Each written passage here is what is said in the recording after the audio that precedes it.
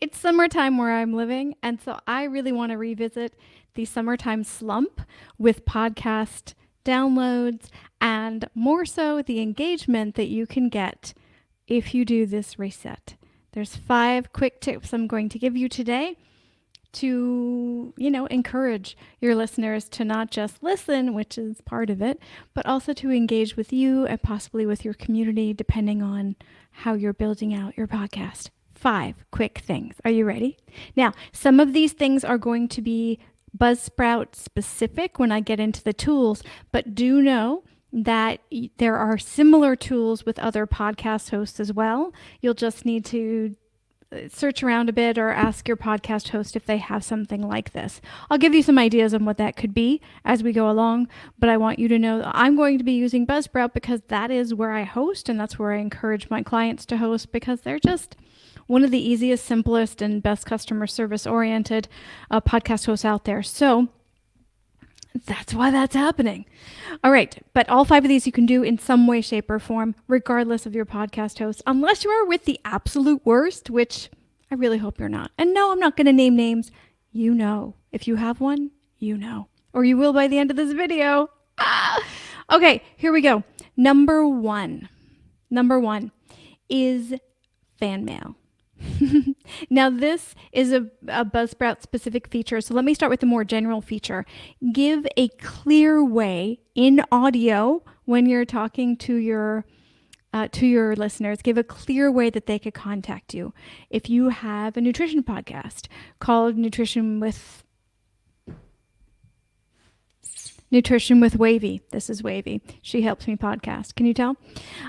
So if you have a nutrition podcast, Nutrition with Wavy, it can be nutritionwithwavy@gmail.com. Just say it. Just say, hey, I'd love to hear from you. If this resonates with you, email me at nutritionwithwavy@gmail.com. Do it early in the episode, not at the end, because not a lot of people make it to the end. The stats show that if you make it to 80%, that is not super common. So if the listeners make it to 80%. So what you really want to do is make sure you give that clear information about how they can contact you and give them a question. If this resonates with you is okay, or what do you think of that? Like maybe some partway through the video, you could be talking about a specific food and you could say, well, I eat 5 prunes a day. Hey, where did that information come from? You'd say, how many do you eat? Let me know at nutritionwithwavy@gmail.com. Maybe not the noise that I just made. Could you hear that? Okay. I'm feeling a little silly today. The sun's actually out and I'm dying to go on a walk, but I need to get this information to you. So that's the general version. The specific version is fan mail. And that is a specific feature for Buzzsprout itself, where you actually get to put a message in your show notes that they can press, and it can send you an anonymous text message. And they can put their information, like their Instagram handle or their name of their podcast or things like that, in the text message, but it doesn't share your phone number or their phone number. It's a free feature with the basic package. Not the free package, but any paid package it comes with. I love this. I love this so much because getting feedback from listeners in 2025 is still not easy. But if your listeners are lounging out at the, if they're in the Northern Hemisphere and they're lounging out in summer at the pool and they're listening to your podcast and they hear you say, hey, if I want to hear what you think about that, about eating 5 prunes a day. I don't know why I'm stuck on this, but yeah, eating 5 prunes a day. Go into the show notes and send me a text message. Send me a fan mail. Just go into the show notes and hit that and send me a message and let me know what you think about that. Boom! Engagement. So that's a Buzzsprout specific feature that you can use. And you can read them out on the air if you want to. On the air. Oh no, radio reference. You can read them out in the next podcast if you want to. So, and there's all kinds of things you can do with those fan mails. You can also display them on your Buzzsprout podcast website. You can actually click on the ones you want to show up, and it sort of shows up like a review or like engagement. It shows that people are listening to your podcast and what they're saying about it. So it helps you build the community that you might be looking to build. Number two is a clear CTA. This is connected to the first one, but it's not just for like to hear back from listeners. If you might have something that you're promoting, whether it be an event or maybe some merchandise for your podcast. Maybe you have a business attached to your podcast. Maybe there's, I already mentioned event. You can see where this is going. There's something happening connected to the content that you are sharing with your listeners, and you want them to know that there's something to do. There's an action you want them to do. And that's where your clear CTA comes in. Again, at the beginning of the episode, as organically as you can, because it's connected to your content. So it should come up at some point in the episode, but please plan it so that it's short, because as much as people are used to advertisements, which CTAs usually are similar to advertisements in a way, it doesn't mean they want to spend a lot of time listening to them. So make sure they're very clear and that they know what to do and how to do it. Go into fan mail and click on this. Go to nutritionwithwavy.com and download the free PDF on why you should eat 5 prunes a day. I don't know why I'm doing this. I'm going to switch. Wavy's going to go away. And I'm going to come up with a different example for the next one. But clear CTA early in your podcast and make sure it's clear what they need to do and where they can do it. This will promote engagement. There's actually been research in marketing that shows if people understand what they can do, and the host or the author or anything, it was a multimedia research. They were multimedia research studies. If people say clear things in a CTA and it's easy to do, people did it. The more people said what they wanted the consumer to do, the more they did it. Honestly, say the thing you want them to do. Don't just go, nobody did this thing or nobody blah, blah, blah. Be very clear. Say it early, and say it in every episode. You can use something I'm going to talk about in a minute to do that as well. But first, let's go to number 3. I love number 3 so much. It's called SpeakPipe, and it basically is like voicemail for your podcast. Now you need to put it somewhere. You sign up with you can have a free or paid service depending on the thing that you want. And then you take the code that comes from that and you put it on your website, your podcast website. I don't know if this works on your podcast host podcast website, but if you have any other website, it works there. You can probably just give them you can actually give them a direct link to the SpeakPipe as well if you want to go that route. For example, oh no, it's coming again, nutritionwithwavy.speakpipe.com. She didn't even know she's going to wake up and start a nutrition podcast today. But here we are. Okay, so here's what it looks like. So this is on the Sane and Simple Podcasting website. So I've got it over here on the right-hand side. So they just press the recording button. And they leave a message. Hi, Steph. This is Steph. I hope you're having a good day. Bye. And then they fill in their info and they press send. That's not actually the right email address, but that's okay. I just needed to send. And it says sent. And then, okay, so here you go. So it says Steph has sent you. Yeah, it is showing.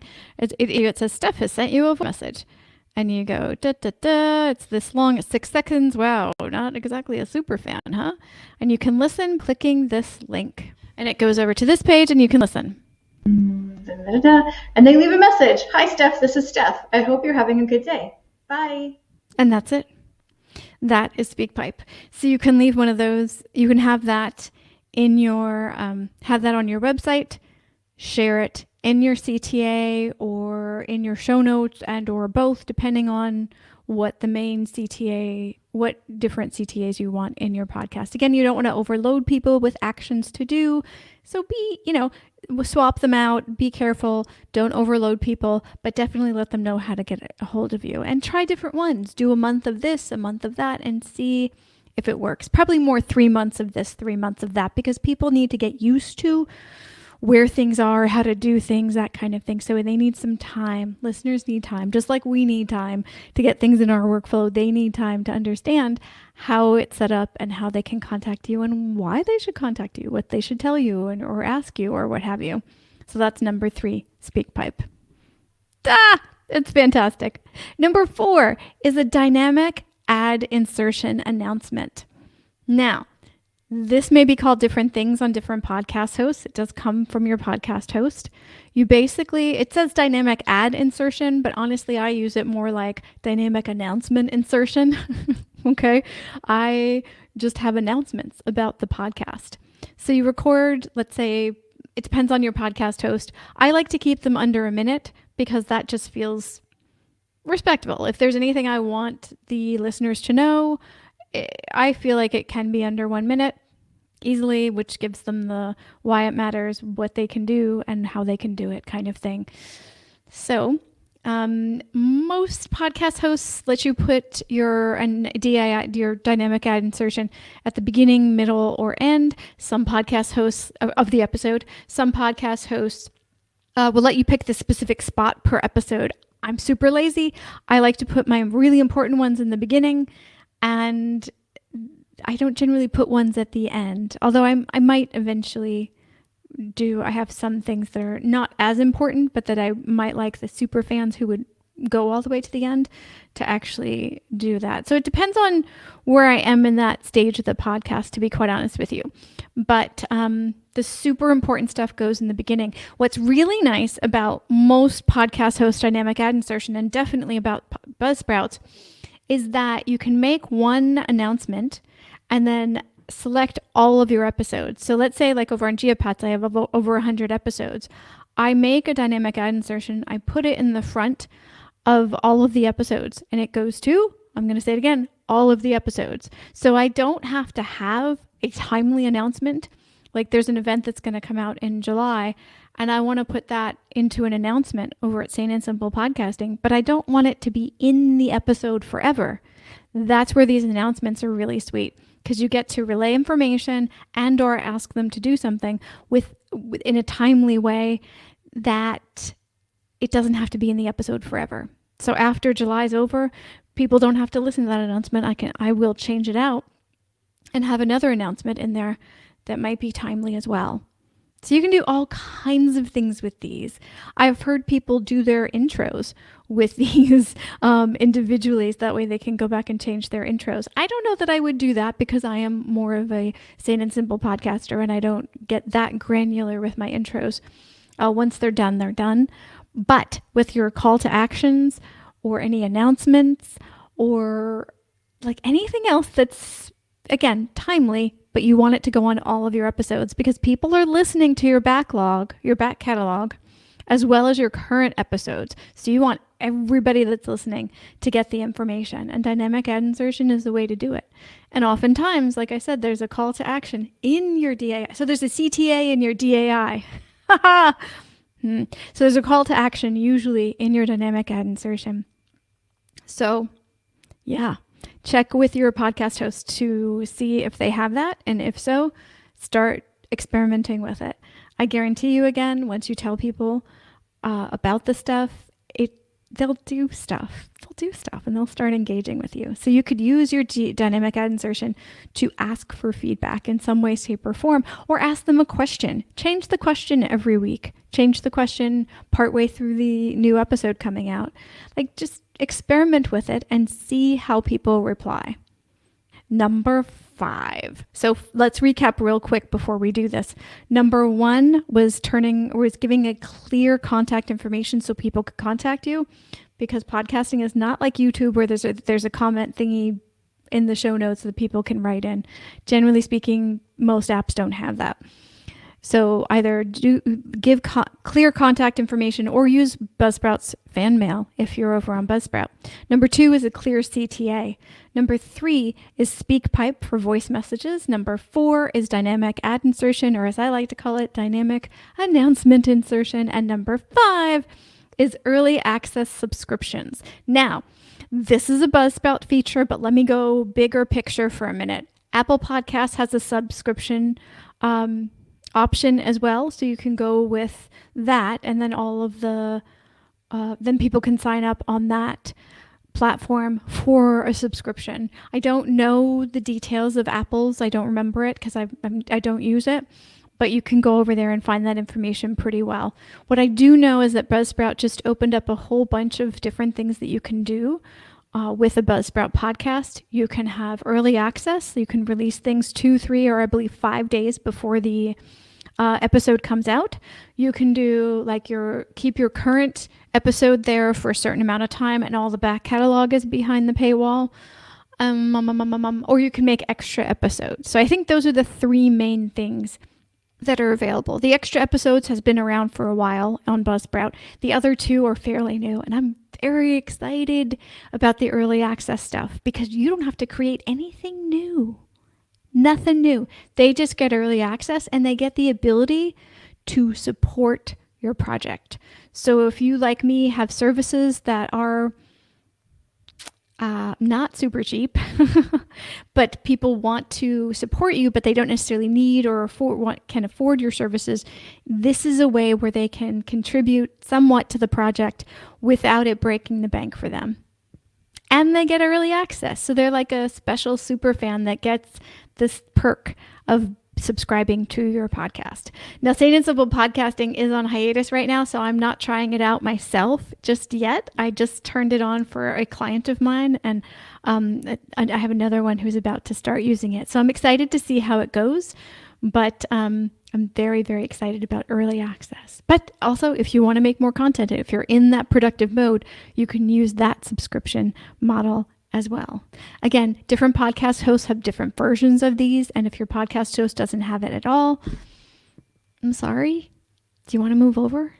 I have a link if you want to come over to Buzzsprout. I'm not pushy. I just really like their service. So these are the 5 things that I'd say during summer while listening is a little bit low. Use these 5 things to do your podcast engagement reset. Get things set up, get used to the tools, get your listeners used to the tools. That way, when everybody comes back in the fall, Northern Hemisphere fall, yeah, they'll be ahead of the game. You'll have everything set up, so when things get busier, you'll just be in the flow of more engagement. Don't do all 5 at once. We are sane and simple for a reason. Implement one of these, wait a few weeks, implement the other, and so on and so forth. So do this over a period of time. I have something interesting that's going to be coming out soon to help you do this. Leave a comment down below, and I will send you the link to it. It's not ready to announce yet, but I'm really excited because a lot of times people are like, I want to do X, Y, and Z with my podcast, but I need a bigger listenership first. How do I get a bigger listenership? Spoiler, building your audience and engagement are very connected. When your audience is engaged and they're talking to you and possibly other community members, they talk about the podcast more, and that helps with growth. So it kind of feeds on itself in a good way. So saneandsimplepodcasting.com is our website. My clear CTA is come over and take a look. I've got a bunch of podcasts that I have worked on, that I am working on, ones that Sane and Simple Podcasting are doing itself. Also my Geopats podcast. I'd really love you to take a look. That's my CTA today. Come over and take a look at all the podcasts that I've been a part of and that I'm currently working on. I think you would like them. All right. And of course, if you need any help, there we go. saneandsimplepodcasting.com, or leave a comment below. Either one's fine. See you next time. Bye.